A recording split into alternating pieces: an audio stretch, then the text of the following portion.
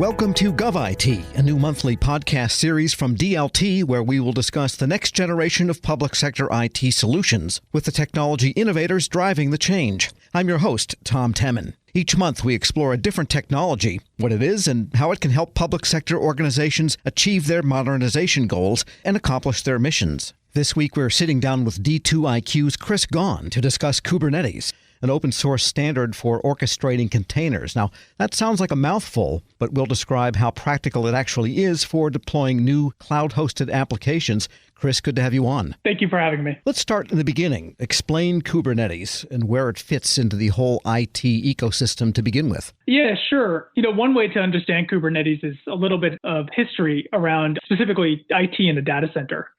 So about a decade ago, these large internet scale companies were getting up and running. You could think of the Netflixes, the Ubers, the Twitters of the world, and they had issues that they needed to solve. They needed to move faster. They needed to keep everything running. They couldn't have their service going down because, I still want to be able to watch my movie on Thanksgiving when everybody's home watching their movie.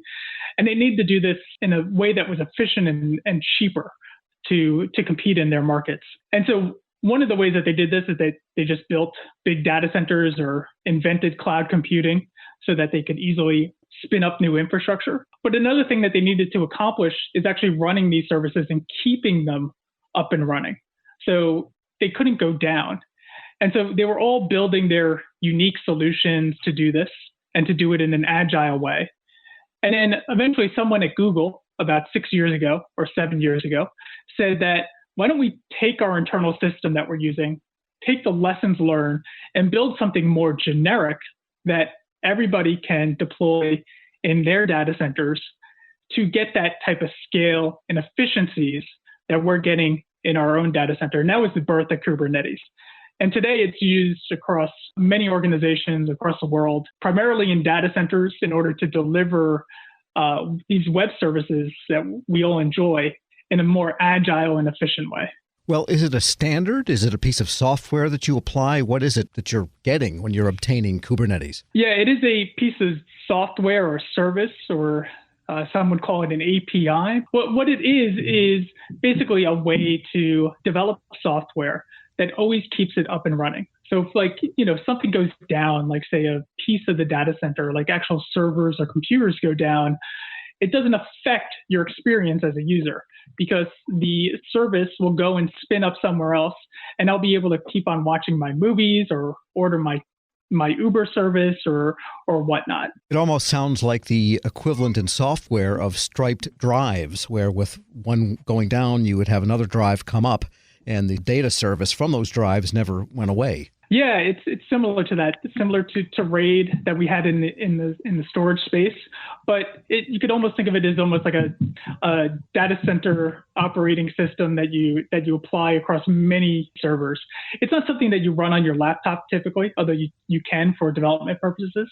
It's definitely not something that you run on your phone. It's something that you need when you're running or you're maintaining 50 different servers and you needed to keep, or 50 servers or more, and you needed to keep a service up 24/7, 365 days a year. All right, suppose I'm an IT development shop or I'm commissioning an application in a federal agency, and this is something that's going to be mission critical, has to run, as you point out, 24/7 all the time.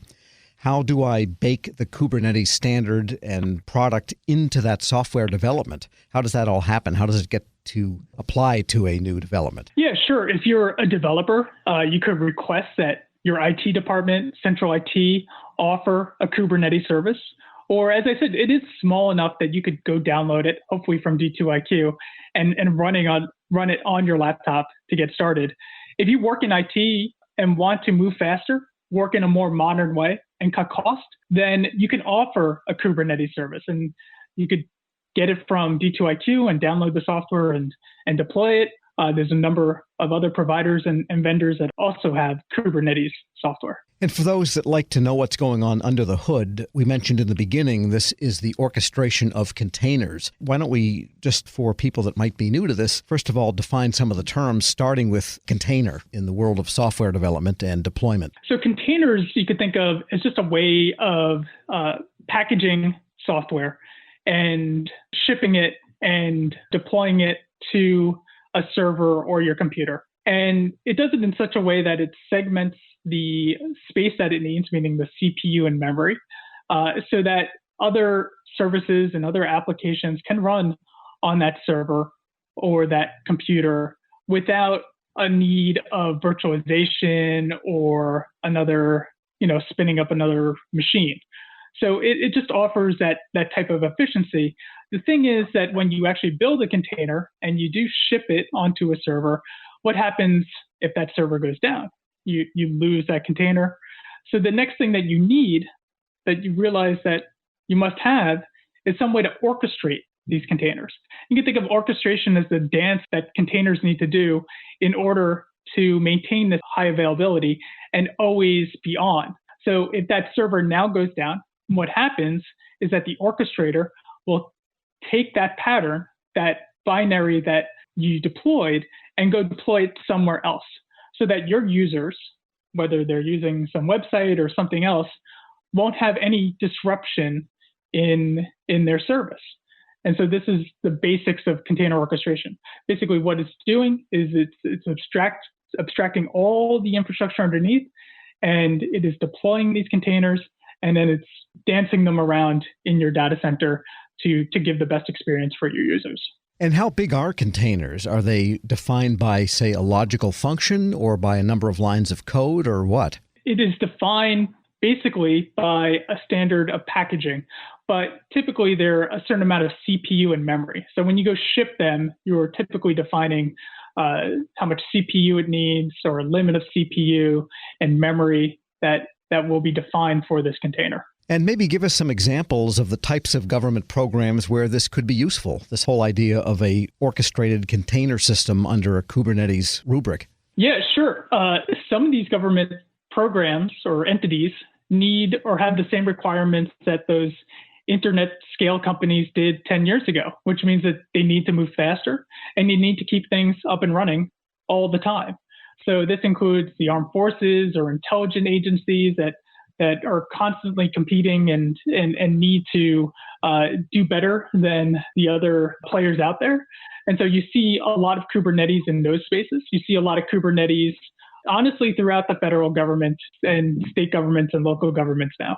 Typically, they feel that the way that they could deliver service can be better than that they have done in the past, and they're using Kubernetes as an avenue to do that. All right, and in the time we have left, just give us a brief description of D2IQ and how it and DLT can help in this whole process. Yes, we provide a secure, enterprise-grade Kubernetes distribution and command center. It's FIPS validated. We have a number of government customers using this in production. We have very large clusters across many data centers.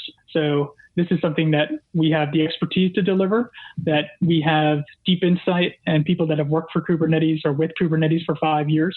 And this is something that we are constantly trying to innovate on and get people to be able to deliver applications faster and more efficiently. Chris Gaun is the CNCF ambassador and manages the product team for Kubernetes platforms at D2IQ. Thanks so much for joining me. Thank you. For more on how D2IQ and DLT are helping make Kubernetes work for you, visit DLT.com. You've been listening to GovIT from DLT. We'll be back next month with more. I'm Tom Temin.